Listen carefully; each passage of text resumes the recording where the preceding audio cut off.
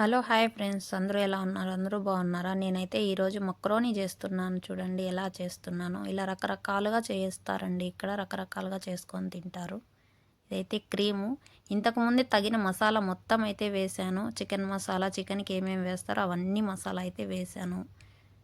ఆ తర్వాత దానిలోకి అయితే ఇలా క్రీమ్ అయితే వేసి ఇలా కాసేపు బాగా వేపుకొని ఉడకబెట్టుకోవాలి. ముందుగానే మక్రోనీ అయితే ఉడకబెట్టి పక్కన పెట్టుకోవాలండి. చూడండి పక్కన పెట్టుకున్నాను. నేనైతే మక్రోనీ ఉడకబెట్టి పక్కన పెట్టుకున్నాను.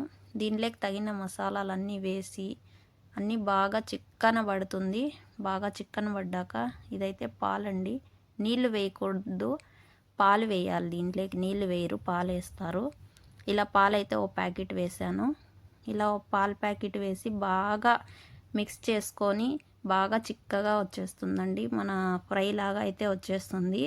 అప్పుడు ఫ్రై లాగా వచ్చేసినప్పుడు ఈ ఉడకబెట్టిన మక్రోనీ బైరాక్స్లోకి తీసుకొని, అదే గాజు గిన్నెల్లోకి తీసుకొని దానిపైన అయితే ఈ బాగా ఇది ఇప్పుడు చేసుకుంటున్న ఈ చికెన్ అయితే ఈ మక్రోనీ పైన వేసేసి దానిపైన బగ్దునీస్ కొత్తిమీర కట్ చేసుకొని సన్నగా కట్ చేసుకొని దానిపైన చల్లేసి దానిపైన కూడా చూడండి కిజ్బరా బగ్దునీస్ రెండు ఒకేలాగే ఉంటాయి. కొత్తిమీర అది బగ్దునీస్ మన ఇండియాలో అయితే లేదు, నేనైతే ఎప్పుడు చూడలేదు, ఇక్కడ వచ్చాకే చూశాను.